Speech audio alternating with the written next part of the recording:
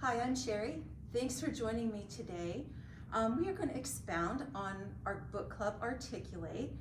Articulate was where we introduced books to you about the creative process. And we're going to go one step further and we're going to do some demonstrations and some exercises from books. And the book we're going to start with is this one. And it's Drawing in Black and White, Creative Exercises and Techniques in Exploration in Positive and Negative Design, and that's by Deborah Velazquez. One of the things I really love about this book is that it really encourages experimentation. It lets you know that anyone can draw and make art. You don't need to be a professional and you don't need to have a lot of fancy equipment. So let me show you a few things you're going to need. Like I said, you don't need a whole lot. Maybe a thick and a thin marker. If you'd like to, you can try black and white ink, which is pretty fun. Also, this is something I really like. I buy them by the box full because I use a lot of them. And that's, they call them crayons, or some people call them oil pastels. Both things are correct. They just have different names. And again, you can get those in black and white.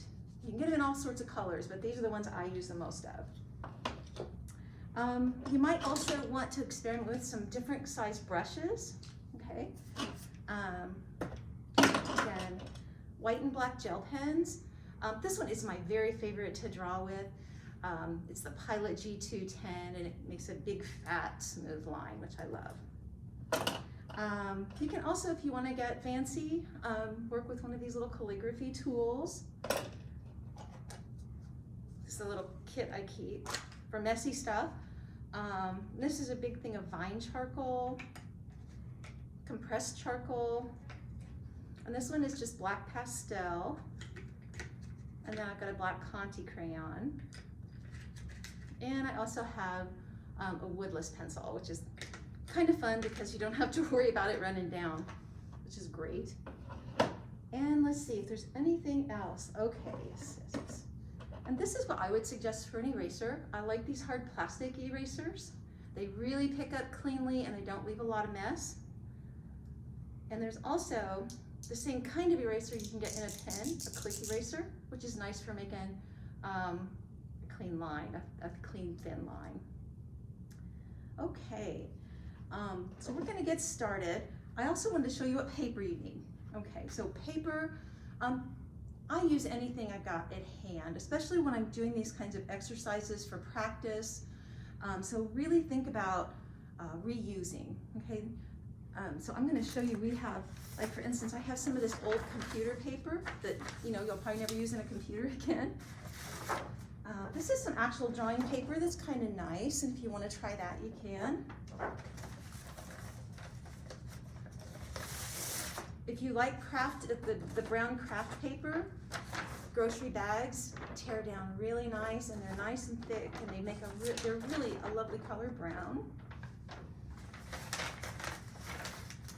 Another thing I do is I save the newsprint that comes out of packing. This is a little rumpled, but if you put it under something heavy, it'll be fine.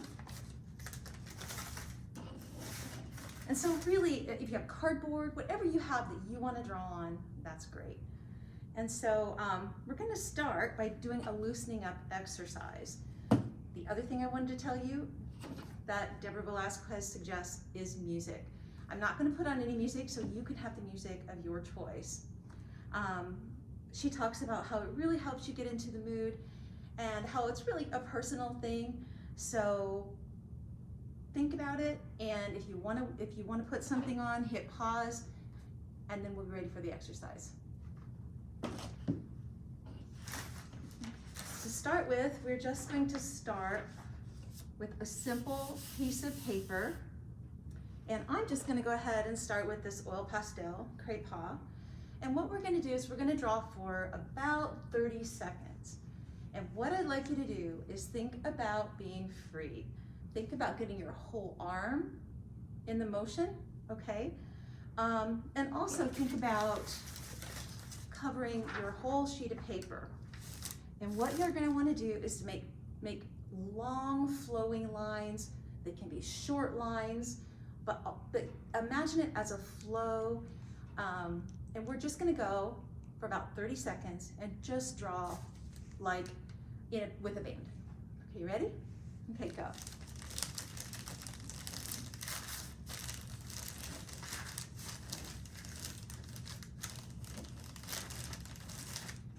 If you can stand up, it's really good for you to stand up and get your whole body into it.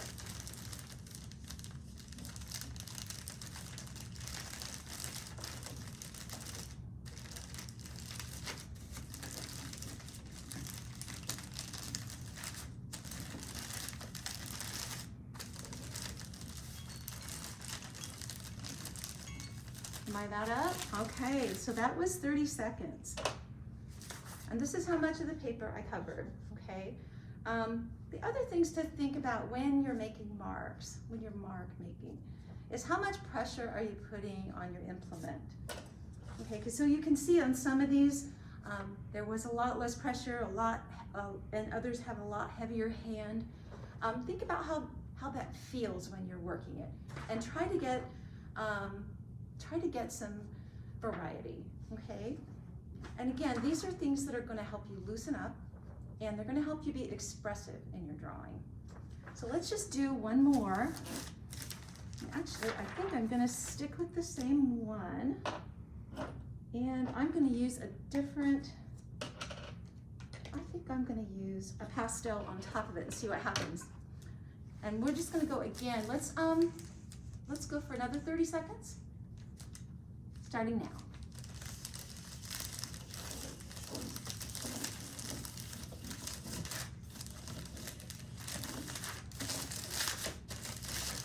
You might take yours down. I really should have done that, but I didn't think of it. But take it down first and you'll have a much easier time of it.